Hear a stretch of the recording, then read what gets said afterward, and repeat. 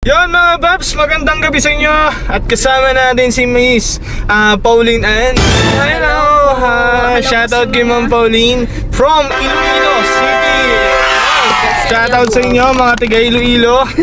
Kasama natin ngayon. Ma'am, anong ginagawa niyo sa Manila? Ako ay maghahanap ng pera. Charis.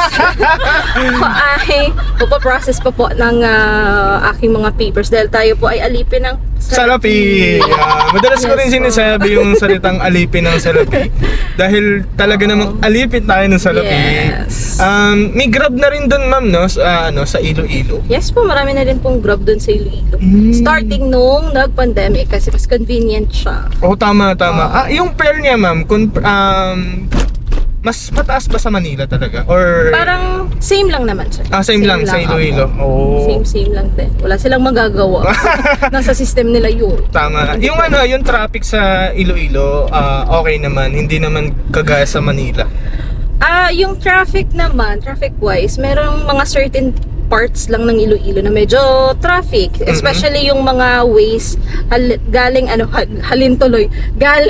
galing airport papuntang city yun. May mga parts doon na medyo traffic, pero kahit pa paano pwede mo namang lakarin. Meron na rin palang Grab Airport. So meron Yes na rin po. rin sa Grab. Oh. Kasi pag airport po kasi na Grab, mas okay siya kasi hindi siya pwedeng taasan ng singil. Tama. Kasi pag taxi, pwedeng kontrata siya kasi outside city na siya. Oh, hindi katulad sa amin, ma'am, naka-fix kasi talaga kami. So kaya napaka-convenient gamitin ni Grab kasi nga naka-fix rate kami compare sa yung ibang platform na nagbabago yung rate. Yes. Tsaka alam niyo naman, napakabait ng mga Grab drivers.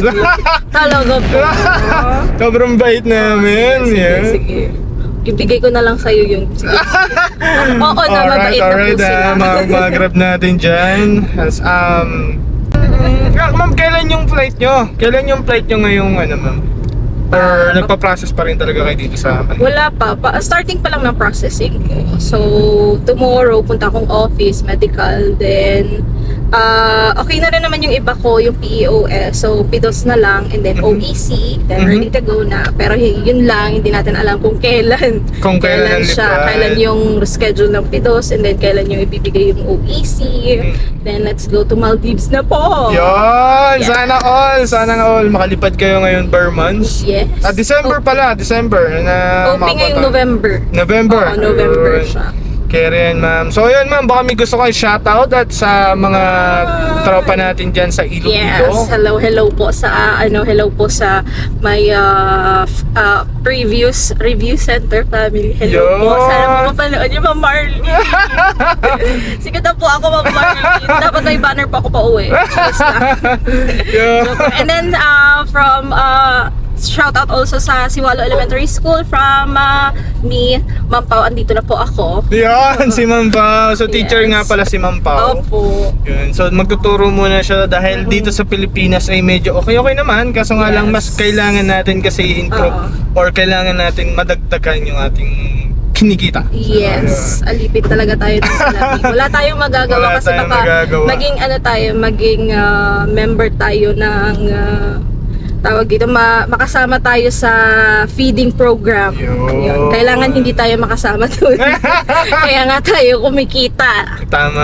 Kailangan natin pangkain. Yes. Pwede mo bang batiin ng mga tiga Manila, ma'am, ng sasalitang Ilongga? Yeah, okay. Hello sa inyo tanan. Hoping ara ka musubong sa manami nga sitwasyon, and hoping malayo ka musubong sa Baguio, which is nag-agi dira sa may Iloilo. So muna, keep safe everyone, keep safe tuloy, keep safe. Keep safe. Yes. Yun. So yun, bye mga Babs. Shoutout po sa lahat. Yan mga Babs, nakababa na si ma'am. Napakabait ni ma'am. Nag-tip si ma'am ng 100 pesos. Maraming salamat ma'am sa inyong tip. Napakalaking tulong po sa amin yan, mga driver. Shoutout po sa lahat ng mga mahilig mag-tip, no? Maraming salamat po. God bless.